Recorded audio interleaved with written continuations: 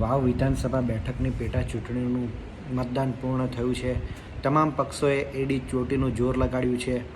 પોતાના મતદારોને રીઝવવા માટે તમામ પક્ષોએ કમર કસી હતી. વાવ બેઠકની વાત કરીએ તો ઉમેદવારો છે, ભાજપના છે તે સ્વરૂપજી ઠાકોર છે, કોંગ્રેસના ઉમેદવાર છે તે ગુલાબસિંહ રાજપૂત છે અને અપક્ષ ઉમેદવાર પણ મેદાને હતા. અપક્ષ ઉમેદવાર માવજીભાઈ પટેલ જે અગાઉ ભાજપમાં હતા, અપક્ષ ઉમેદવારી નોંધાવતા અને તેમણે ઉમેદવારી પરત ન ખેંચતા તેમને ભાજપમાંથી સસ્પેન્ડ કરવામાં આવ્યા હતા. તેમણે અપક્ષ ઉમેદવારી નોંધાવી હતી. ચૌધરી સમાજમાં તેઓ પ્રતિનિધિત્વ ધરાવે છે. હવે તેઓ કોને નુકસાન પહોંચાડે છે કે ફાયદો પહોંચાડે છે તે તો 23 તારીખે જ ખબર પડશે. વાવ વિધાનસભા પેટા ચૂંટણીની વાત કરીએ તો કોંગ્રેસના ઉમેદવાર છે તે જે છે ગુલાબસિંહ રાજપૂત છે, તેઓ રાજપૂત સમાજમાંથી આવે છે અને થરાદના પૂર્વ ધારાસભ્ય હતા. થરાદ વિધાનસભા બેઠક પર તેઓ સારું એવું પ્રભુત્વ જમાવે છે.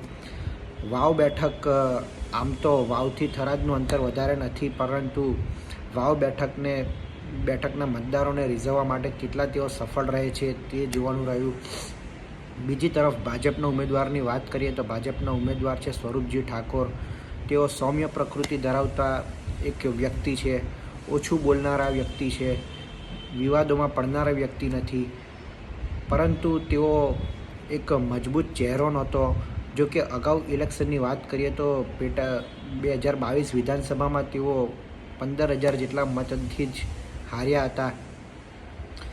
ત્યારે એક કમળનું નિશાન તેમની પાસે છે. ભાજપનો મજબૂત ચહેરો છે. ભાજપે આ બેઠક જીતવા માટે સમગ્ર મંત્રીમંડળને દાવ પર લગાડ્યું હતું.